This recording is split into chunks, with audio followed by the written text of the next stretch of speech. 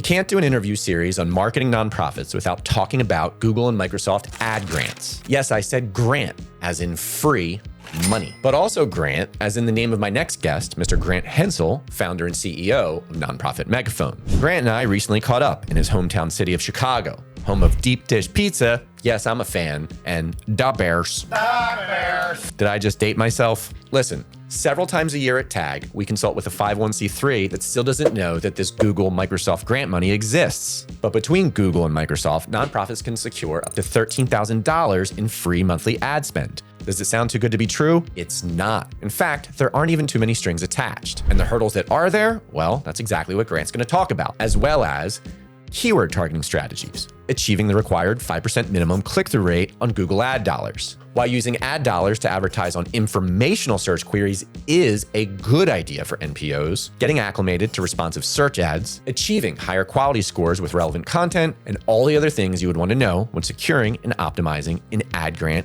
advertising spend. And if there's anything we missed, please put it in the comments so we can address it in our nonprofit marketing white paper coming soon. Just a quick reminder, this is just one episode of a multi-part series all about marketing a nonprofit. Like what you hear? Do us a favor and offer a little donation in kind by liking this video. And for more nonprofit and niche marketing content, please hit subscribe. And now, Grant Hensel.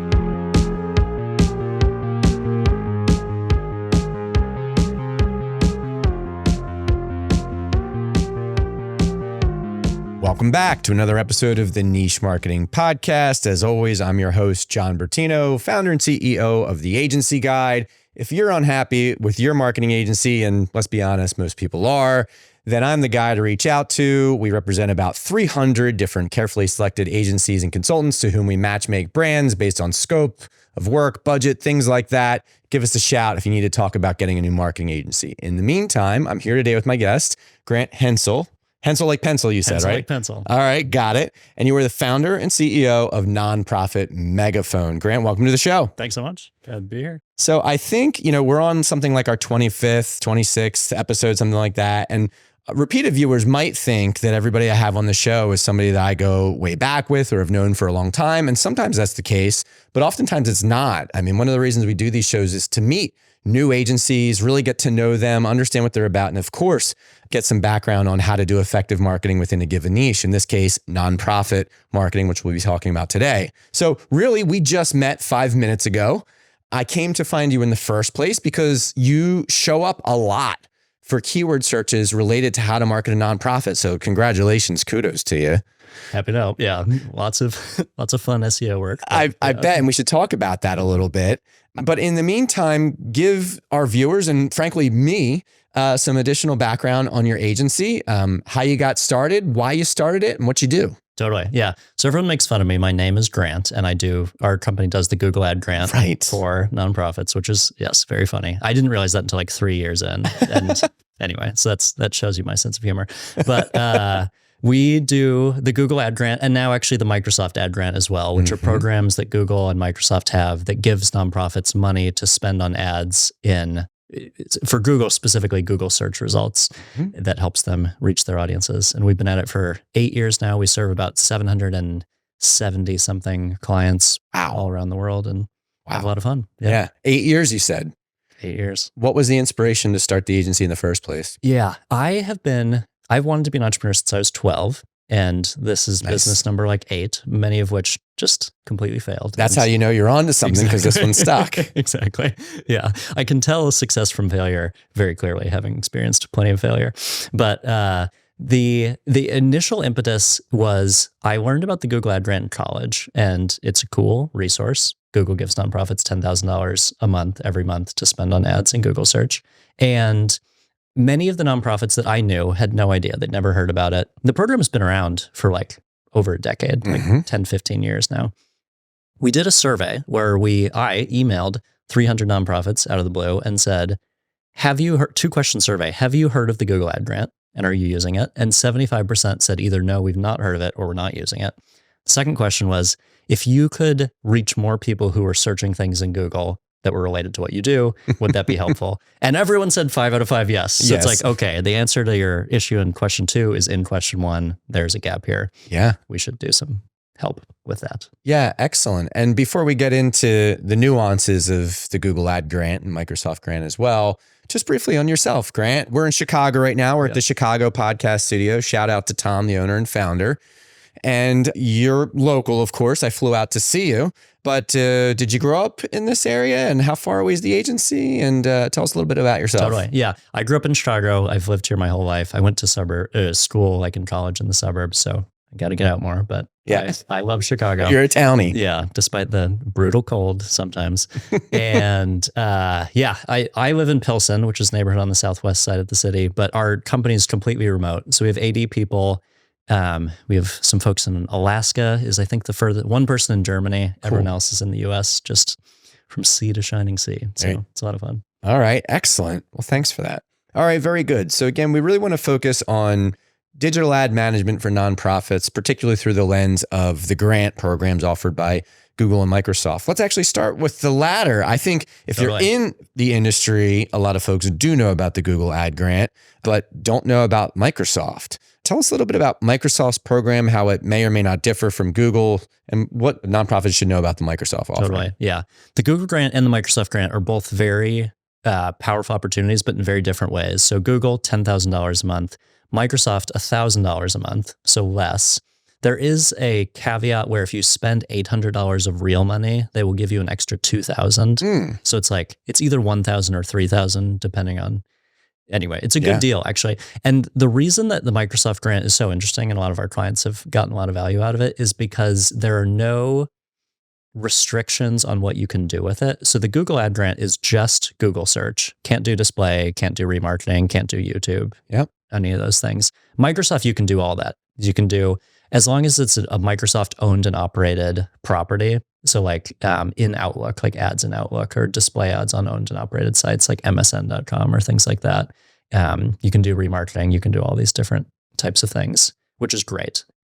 So yeah, two unique things. The Microsoft Ad Grant was created about 2 years ago, like a year and a half, 2 years ago. It went through a beta where there's an initial group of folks that were on it. There is now some like additional beta testing that's happening. And so it is not publicly available yet, but we have been able to use it for a number of clients because we work closely with the Microsoft folks who are incredible and are like just trying to fully vet out how the program can be most helpful. So it's been a lot of fun. Sure. And I'd imagine your recommendation to most nonprofits is to pursue both, right? 100% pursue both. Yeah. For Microsoft, you can't just get it. But if you basically fill out the interest form and create a Microsoft for Nonprofits account, because that then makes you eligible. And like, if you're extremely passionate about it and you're potentially interested in spending the $800 to get the $3,000, feel free to reach out to us because that is an area of focus for us. Yeah. So, happy to help.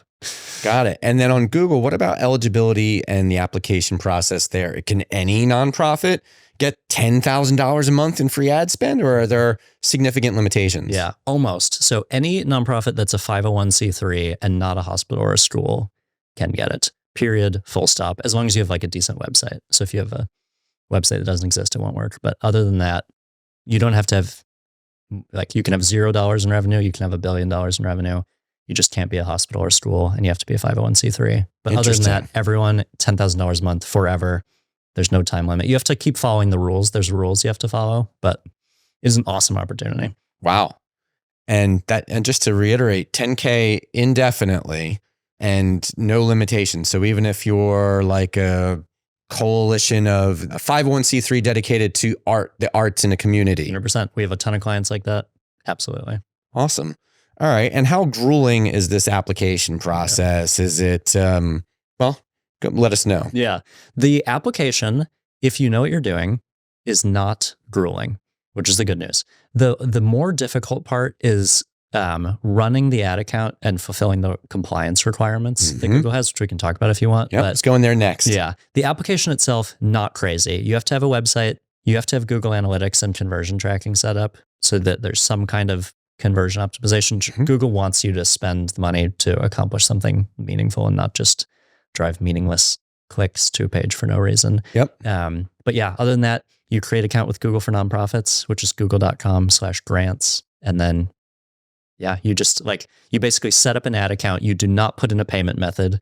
Crucial, crucial, crucial. Do not put in a payment method, because then they review your application and they basically apply grant funds, and you never have a payment method in the account such that you're not ever spending real money. Right. So if you did put in a payment method, Google would start charging your card. 100%. Exactly. Okay. And they say it over and over in the setup process. Do not put in a payment method, Got because it. you will get charged. Yeah. So in my research, preparing for this interview, I came across this idea of compliance requirements. This was a new thing to me. And as you alluded to a few moments ago, they're significant. So tell us a little bit about how you may stay compliant and therefore continue to receive this stipend, this grant money. Totally.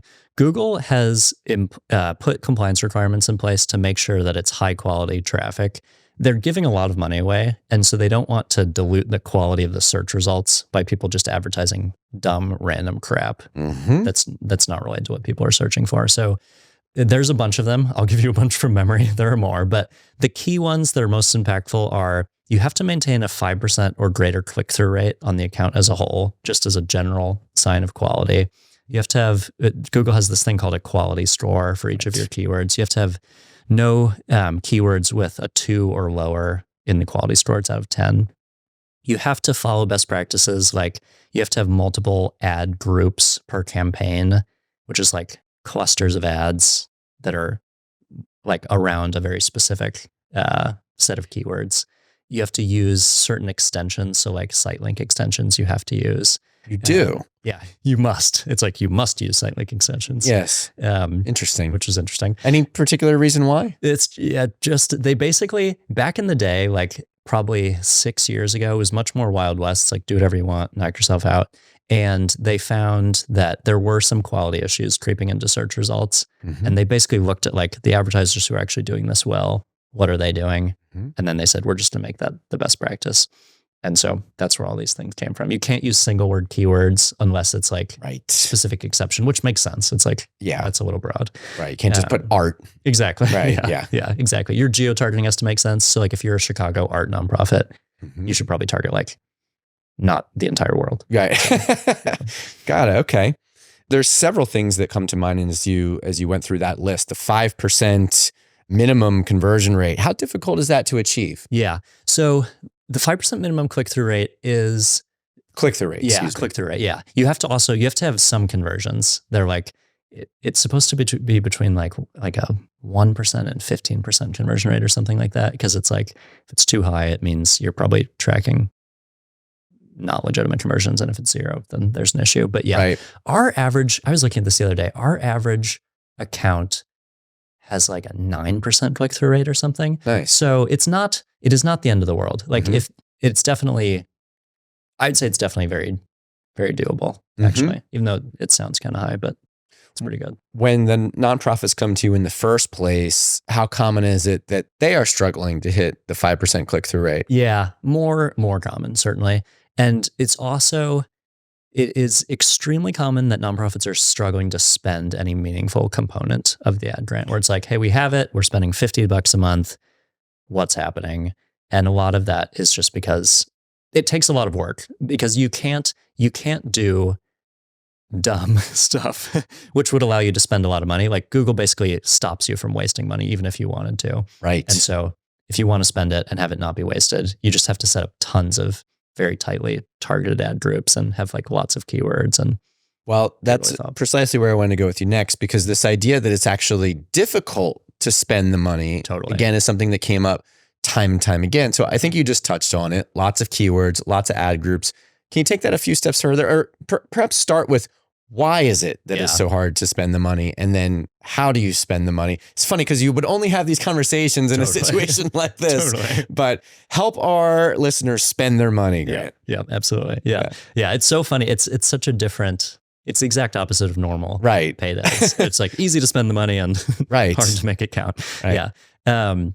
Yeah. So again, Google, they won't let you spend money if they don't think it's going to be relevant, if they don't think there's going to be a good landing page experience. Right. The other nuance with Google Ads is that the ads show up below any paid ads. So if you and I were both advertising on the same keyword, like adopt a dog, maybe you're for-profit animal related organization, and I'm a humane society. If you run ads on Adopt a Dog and you bid 1 cent, you appear above me. Even if I bid like, it's normally like maximized conversions bidding, so it's dynamic. But like even if I bid $100, I'm still coming in number 2. Got it. So that's part of it. Is sometimes people will only target very competitive keywords where you're not going to show up no matter what, because basically all the spots have been filled by paid advertisers. So it's like, okay, that's rule number 1. You have to be sort of creative to think about what types of things are my audience searching that maybe have a little less direct commercial intent. So there's not going to be as much competition. Right. Adopt a Dog actually works well because there's not that much paid competition for that. But like, why puppy mills are a problem is like a great keyword for a nonprofit that no for-profits can advertise on. So it's thinking about and finding those more top funnel informational based queries. So that's one of the big keys.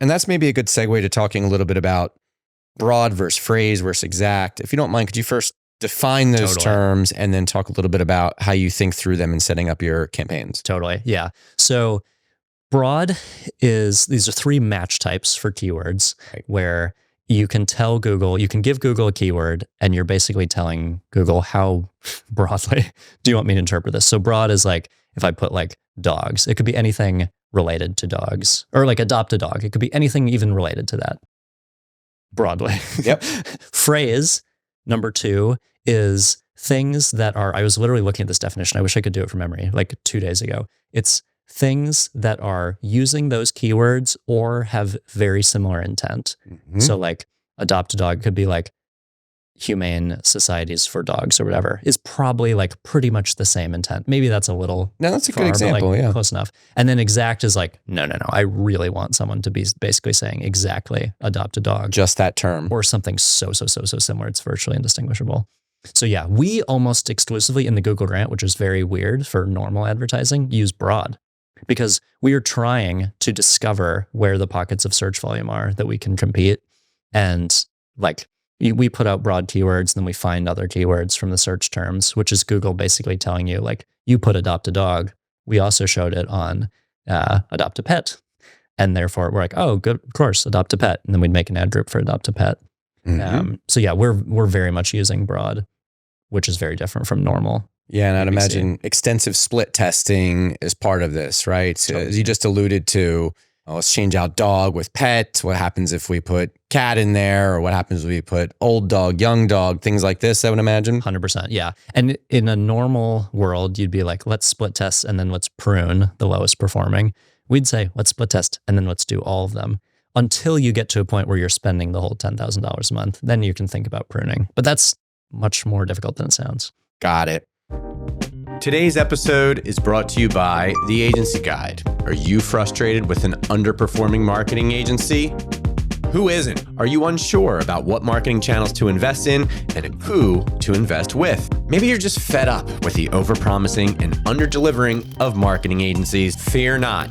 You need to contact The Agency Guide. The Agency Guide, or TAG, represents a vetted pool of 200 plus vetted marketing agencies and consultants, and they will matchmake your brand's specific needs with these trusted marketing professionals for free. That's right, for free.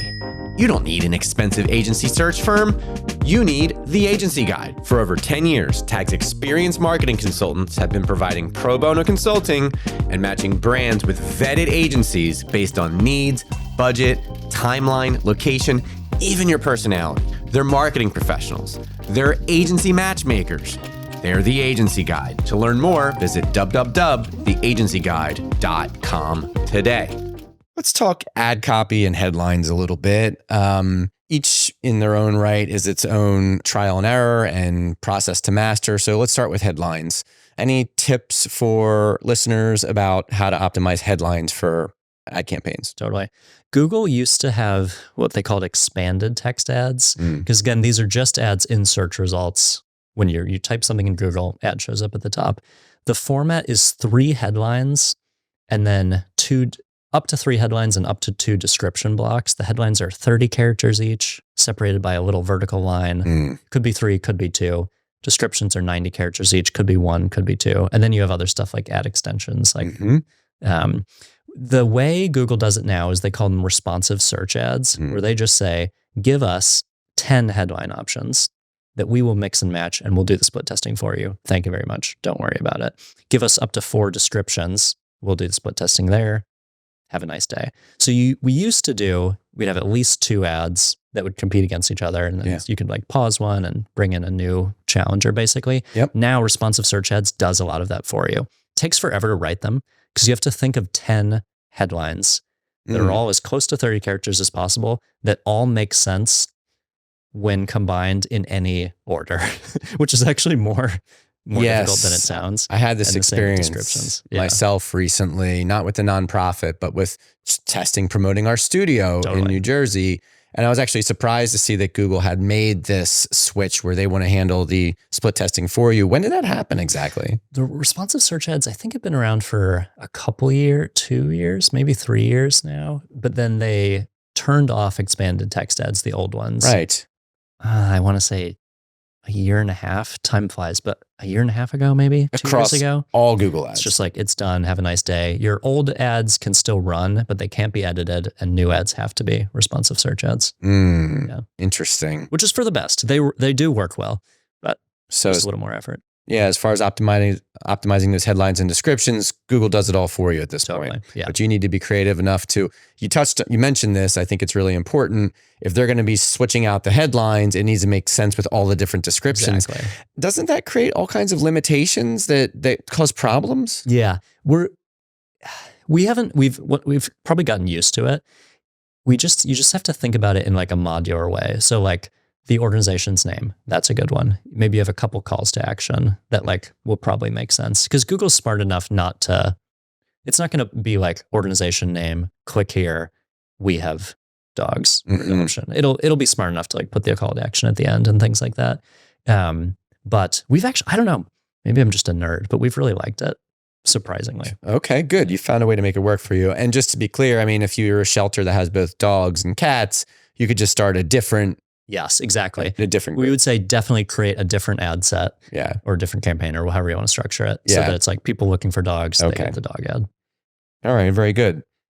So as always, tracking and analytics is important. Could you give some advice to listeners on best practices for setting up tracking and analytics? Totally. You have to do tracking and analytics with the Google Ad Grant, which is a good discipline. It's always valuable. Of course. We use Google Analytics and Google Tag Manager.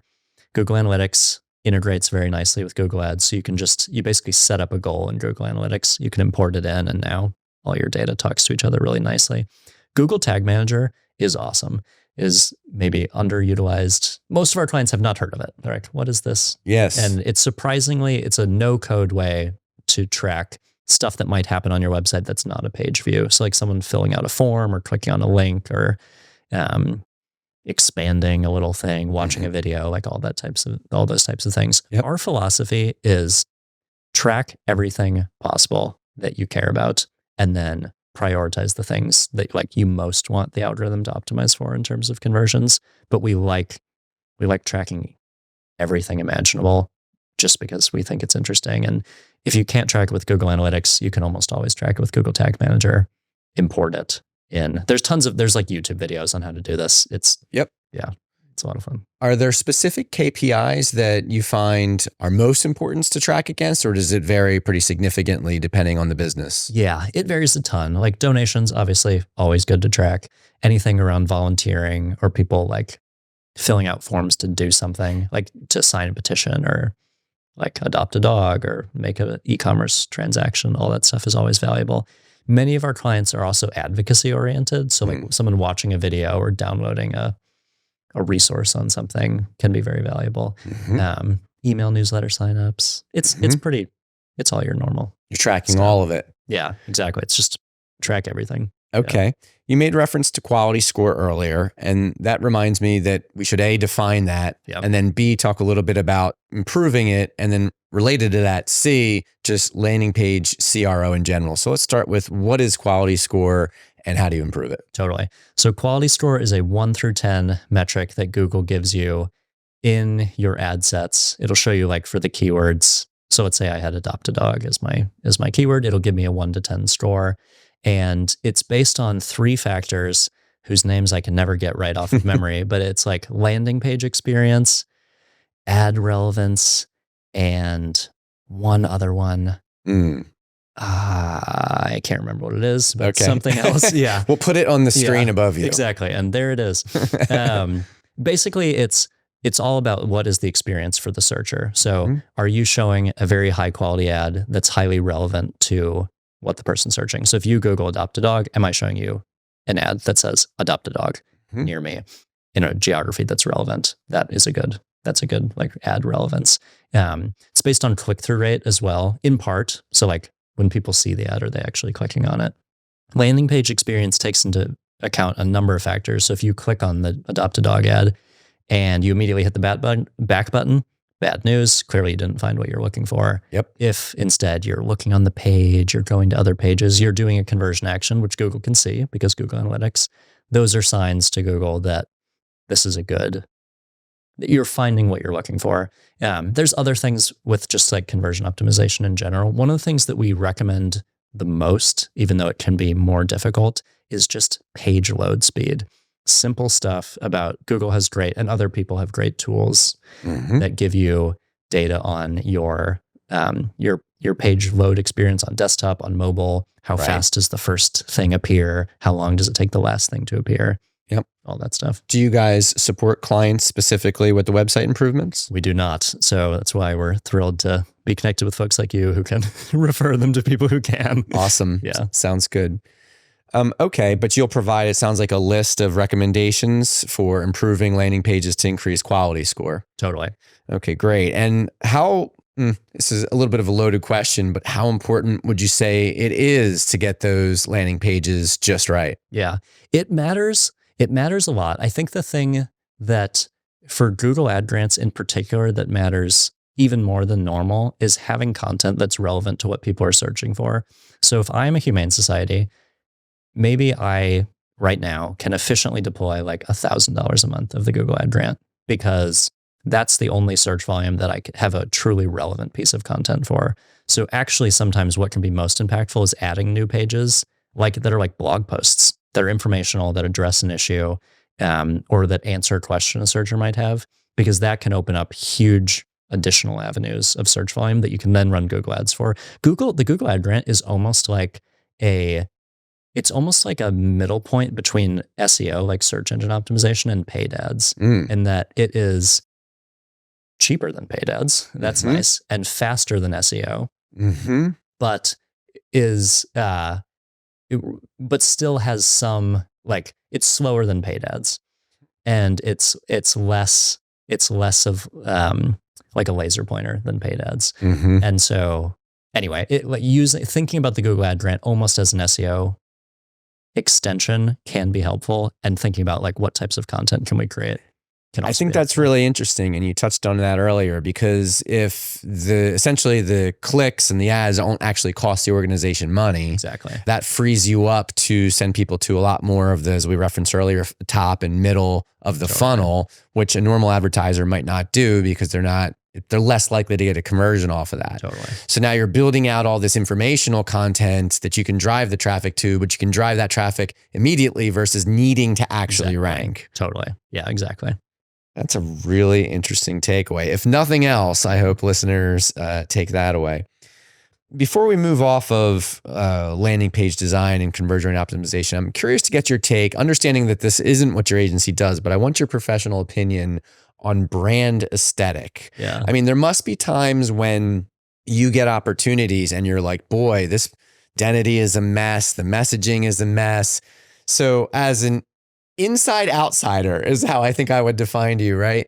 What's your take on dialing in the brand? I mean, what's your honest take? If you don't think it really is all that mission critical and you've seen great results without a dialed in brand identity, let us know. If conversely you've seen it to be the case, let us know that as well. Yeah, it definitely helps.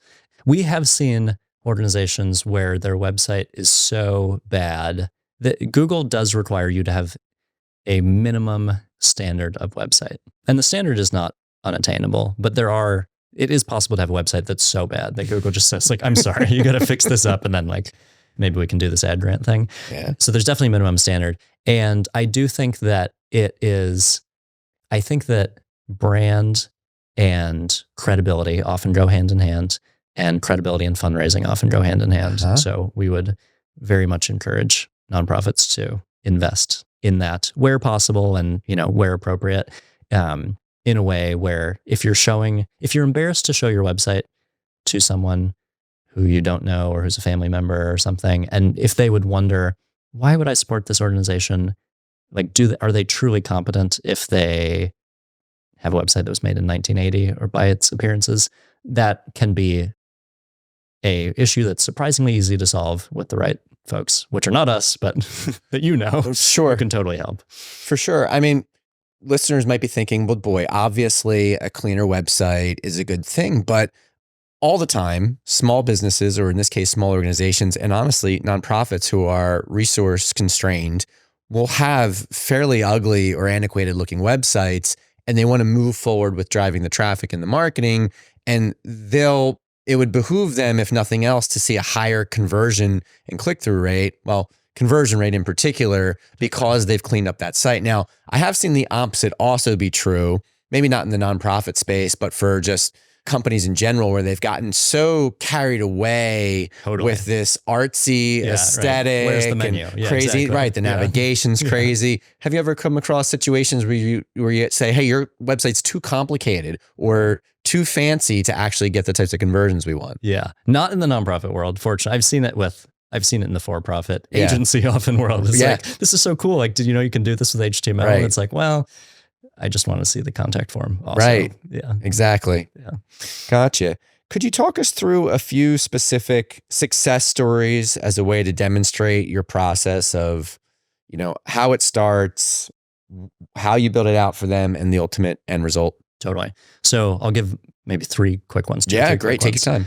We have an organization that I love called COPD Foundation. COPD is a respiratory issue, and they came to us, I don't even know, 5 or 6 years. It's been a while. Wonderful people. They have a screening tool that people can take for free through their website that identifies, are you at risk of COPD, or is there something that maybe you should have medical attention to? And that is a great, again, going back to the whole finding the right keywords and using the Google grant in a really smart way. That is a brilliant application of the Google Ad grant. It's pretty top of funnel, but it's also meaningful in terms of the outcome. Yep. Probably tens of thousands of people at this point have taken that just because we tracked it as a conversion, of course, just because of ads through the Google Ad grant. And I don't know this. It's public. It's private health information, so I never will know. But I imagine that many people have realized, I should have a conversation with a doctor about a health condition that maybe I have. And it's very fun and meaningful for us to be we run ads. We sit behind computers and we click buttons. And it's cool to see that sometimes that relates to very meaningful things for people. So it's just that's fun. And it's exactly in line with their mission about education and equipping people with resources. And yep. It's also a good illustration of what we talked about earlier, where it's a hybrid between SEO, PPC. You built that great piece of content. It's mid-funnel content, but then you can drive the paid traffic right to it, and you wouldn't have to go through some of the normal hoops to get that to rank. Totally. Great. So that's obviously extremely rewarding project. What others did you want to go through? Yeah. So that's super fun. We have a organization called UNCF, which supports and provides scholarships for historically Black colleges and universities, HBCUs, and they do awesome work with that, giving out millions and millions of dollars of scholarships a year.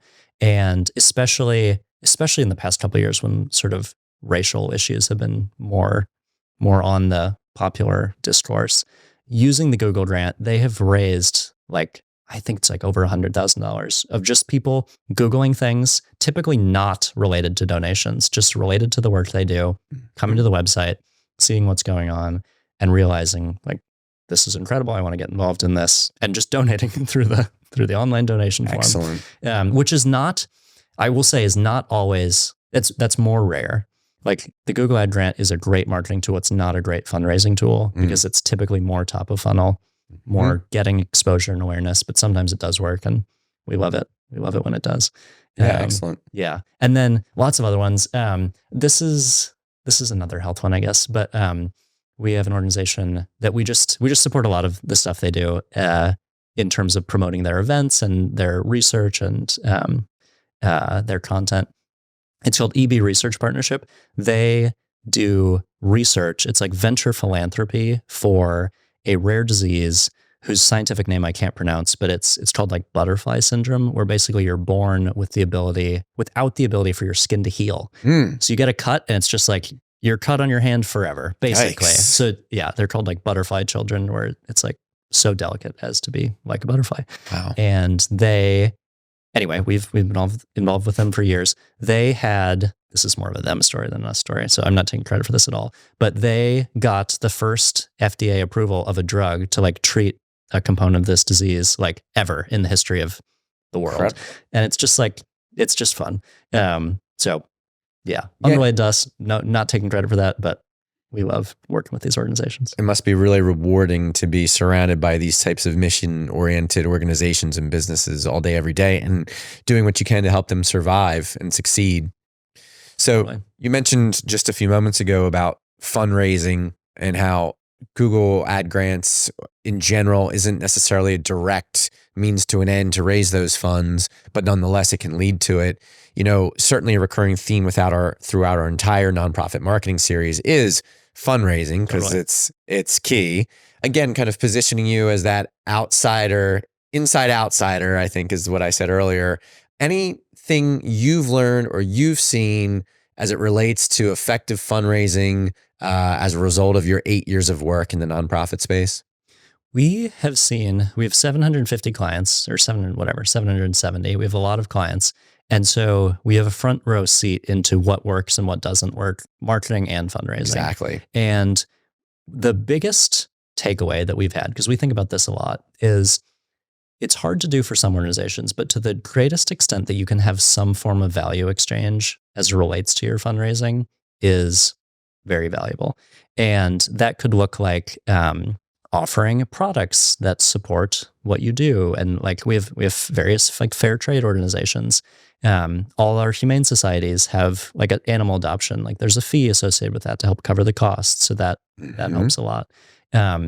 We also have seen, so that's on the one side, is like have things that are pretty clear value propositions for people. The other thing that we've seen is that the more you are just out there in the world, the more serendipity can happen and have fundraising happen in ways that you would not expect. So we had a client a couple of years ago where they got a gift from someone's estate after they'd passed away from the lawyer who was tasked with wrapping up the estate. There was a line in the will that said, like, please give this to a local animal organization. And they just Googled local animal organization. Yeah. They clicked on an ad and they gave a decent amount of money to this nonprofit. And they actually somehow they called and said that. They're like, hey, we clicked on an ad and be like, you're so great. And anyway, we're giving you this gift. And so that is the other thing, is you can't predict it. You will never be able to forecast it effectively, but being out there does often help. Yes. In unsurprising ways. So awareness for sure. That's one of the reasons that you should maximize your ability to get both the Google and the Microsoft ad grants. Out of curiosity, do any of the social media platforms offer something similar? Not to my knowledge. And we look all the time. So I don't think it's out there. We would love that if other social platforms ever did. It is a great community outreach. And it's a great way to get nonprofits familiar with your ad platform in ways that can drive your normal business as well. So, okay. How about that, Facebook? Yeah. How about it? All right, great. Well, I think that covers it pretty good. Is there any aspects around Google Ad Grants that you don't think we covered well? I think we hit the highlights. It was awesome. All right, excellent. Well, so for those that want to get in touch with you, Grant, and have you help them manage some of their Google or Microsoft ad grants, what's the best way to get in touch with you? Yeah, just nonprofitmegaphone.com is our website. My email is Grant, GRANT, at nonprofitmegaphone.com. And happy to help, even if just pointing you in the right direction. Happy to help however we can. Excellent. Thanks for being on the show, Grant. Thank you.